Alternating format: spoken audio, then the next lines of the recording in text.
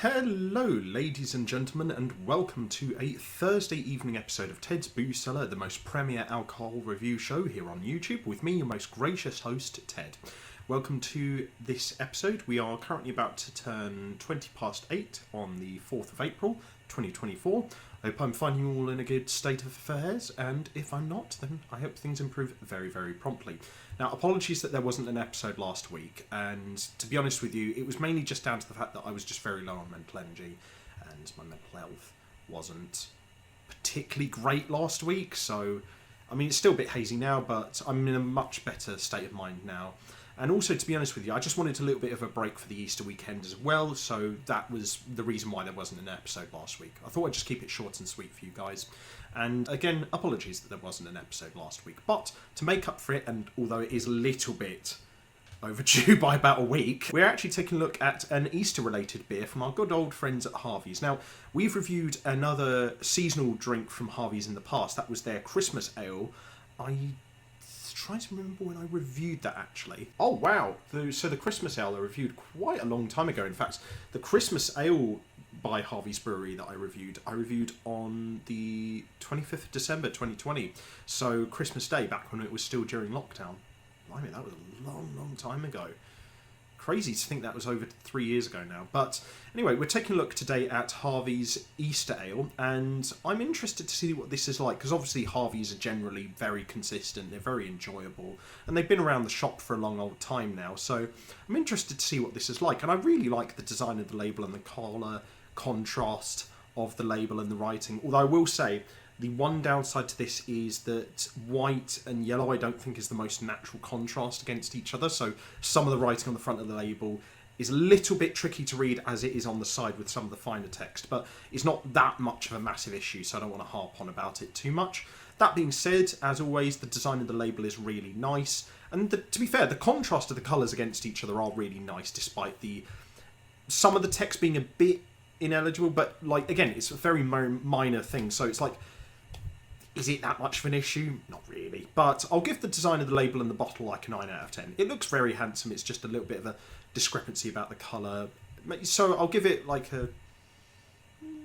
I'll say an 8.5. An 8.5. I think it looks very handsome, but again, it's just me nitpicking more than anything, to be honest. And I did have a look at this drink in a bit more detail on Harvey's website, so I wanted to just read up a bit on that before we go into looking into the drink and the nose and everything to do with that. So it says here that Easter Ale is a brilliant balance of sweet malt sugars with the aroma and bitterness of local Fuggle, Pilgrim, Cascade and Golden hops. Ooh, I do like Cascade hops actually quite a lot. Caramel notes, fresh and fully bodied, and rich amber in colour, a delicious Easter treat. And I wanted to look at the origins here in a bit more detail as well. And it says here that Harvey's Christmas Ale has been produced for almost half a century and for many devotees has become an essential element of the festive celebrations. It harks back to the era of monastic brewing when strong ales were produced to mark the major feast days each year. As the monks emerged from a 6-week Lenten feast, it's hardly surprising that they brewed a feisty Easter Ale to mark the day. As the nation was set to emerge from lockdown, Harvey's felt it would be timely to revive this tradition. The label features the Lamb in Old Town of Eastbourne, dating back to 1180. It is one of the oldest inns in England and was closely linked with its neighbouring ancient parish church. A secret passage from the parsonage leads to the vaulted monastic room beneath the inn, in which now serves as the pub Cellar. So that's quite a good bit of history there. So it's basically paying homage to an old inn in Eastbourne, and it's an inn that dates back to 1180, and it's also kind of like a continuation, like they said, of that tradition of making seasonal ales and making them with flavours that mark the occasion. And it says here actually that it's a really good pairing with roast lamb, so that might be quite nice. It's got an alcohol percentage of 5.6%. It's only coming in bottles of 500 millilitres as far as I can see. They said here in terms of the allergy advice, it does contain barley and oats, so do keep that in mind if you're allergic to those things. But I think that seems like a pretty simple roundabout way of describing it. And to be fair, it says pretty much the same thing, but just with different words on the bottle itself. So I think that's a pretty good description. But as always, we'll have ourselves a quick snifter to see what our first impressions are like. Hopefully they're somewhat better than the noses we've had recently, because some of the noses we've had on recent drinks have been either inconsistent or just really imbalanced. So hopefully this is a bit better. Anyway, let's have a snifter of it in the glass. On the glass bottle, I should say. Nice. Simple, but understated, but still full of character. Simple, understated, full of character, and there's something else. There's this like morning dew sweetness, kind of like slight sleepiness to it. I'm kind of getting it's hard to describe, but it definitely does feel like an ale that you'd have around Easter. It's still got a bit of that richness and heaviness to it that you'd expect from a winter ale, but this definitely feels more like springtime. So yeah, no, it's got a good feel to it for this time of year, actually. That is really nice. It's a really good nose. I'll give it an 8 out of 10. It's a really nice nose, but I just feel like, again, there could be more character to it, but again, that's probably just purely because it's in the bottle, so it doesn't have a lot of air and room to breathe. So we'll pour it into our Harvey's beer glass that I got from the Wine Barrel on Western Road in Hove, where I also got this beer, by the way. Do give them a look in. I went there for the first time in ages recently to get this beer, and they've renovated the place recently, and it looks really, really nice. And they also do wine tasting sessions now and again, so if you're interested in that, give them a shout, give them a look in, see if you like what they do. Anyway, yeah, let's have a quick snifter of this in the glass to see what it properly smells like.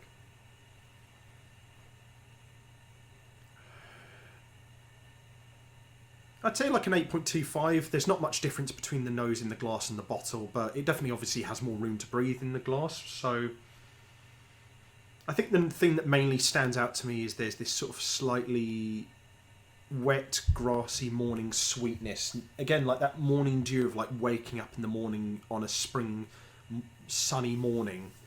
That's the kind of impression I get from smelling this, which is a lovely impression, and it just gives you that mind of like waking up in like an inn in somewhere like, you know, the Sussex countryside, or like up north in somewhere like Cumbria, and just sort of waking up to the wet morning grass and going out for a walk. That's the impression I get from this. So it's a very nice, relaxing, calming sensation. So I will give the nose in the glass, like I said, an 8.25 out of 10. It's good, actually. It's very nice. It's just, it could be a bit more fuller bodied and a little bit sweeter in the after nose, but generally it's nice. Yeah, very good nose. But anyway, quick palate cleanser of water before we see what this properly tastes like.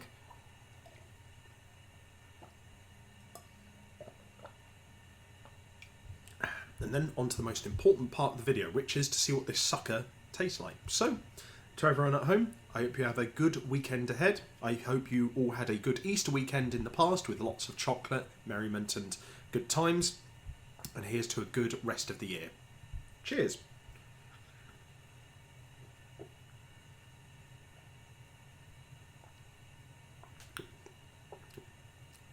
The texture's not the smoothest, but I feel like it kind of actually works for the flavour. Usually for this kind of ale, I prefer it to be less fizzy. I was kind of hoping for something a bit flatter, more akin to like a traditional brown ale, but or a mead maybe. But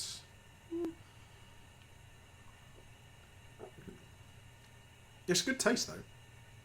It's got this really, really nice, simple aftertaste of. What am I trying to describe this as? There's something on the tip of my tongue that I want to describe the aftertaste with.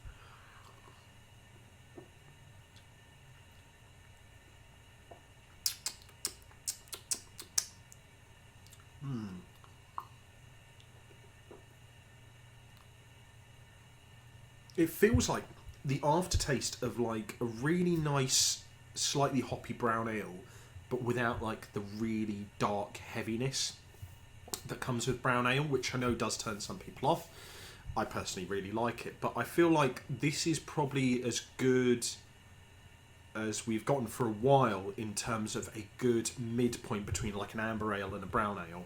So I think this combines like the slight sort of fizzy tanginess of lighter amber ales, and then it also combines a slightly heavier tone, colour, and fuller bodied flavour from like red or dark ale. So I feel like it kind of does fit that moniker of being a spring Easter ale, because that's obviously the sweet spot in between summer and winter, obviously. And I think it kind of fits that mood and that feel really, really well. There's not a much deeper way I can describe this, but that is honestly what it feels like. It feels like a good, simple, slightly sweet, with a lightly bitter aftertaste ale that you would have around this time of year. I think if you did have this around summer, the feeling and the taste of it probably wouldn't quite suit the mood of the season. But I think for a spring or even winter ale, this is really, really nice stuff. I would probably more traditionally have this around Easter and around the middle or end of spring. But generally speaking, it's a very good all-round beer. Definitely, yeah. I mean, for a slightly, or very slightly darker beer, it is very light. It's like really digestible. The texture, despite it being a little bit fizzier and more muddled than I'd like it to be, is compulsively enjoyable, and it does complement the flavour quite nicely. The flavour,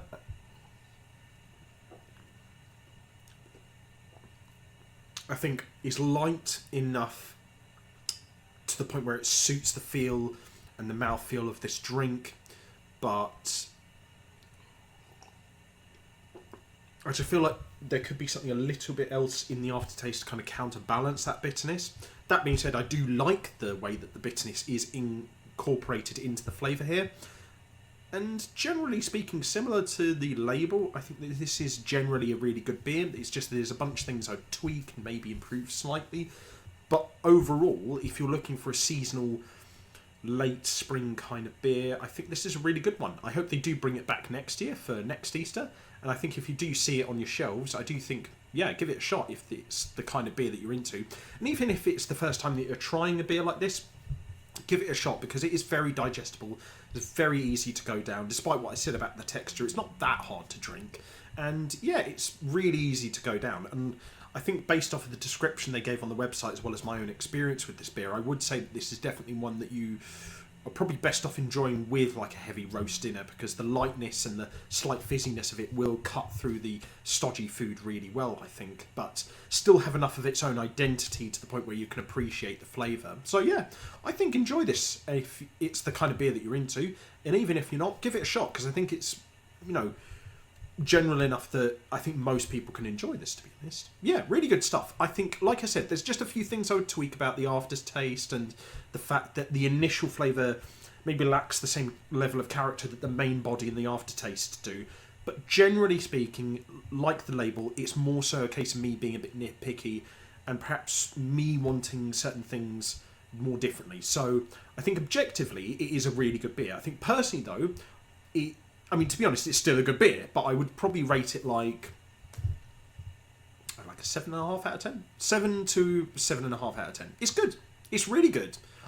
Again, it's just a few things I'd tweak, to be honest. That's all I can think of, to be honest. But overall, I think, yeah, another really good one by Harvey's. So give it a look if you like what this sounds like. And again, if you want to check out Wine Barrel in Hove, do please check them out on their website. I'll try and remember to leave a link to their webpage in the video description down below. On top of that, if you want to check out any of my other social medias, I'll leave the links to all those in the video description down below as well. And on top of that, if you liked this video, leave a like, share, comment and subscribe. And more specifically, if you want to suggest any future drinks or future video formats for this channel, then do please let me know in the comment section down below as well. And until next time, have fun, stay safe with whatever you're doing, don't do anything I wouldn't do, wash your hands, drink responsibly, know your limits, and I'll see you guys at the bar next time on Ted's Booze Cellar. Bye-bye for now.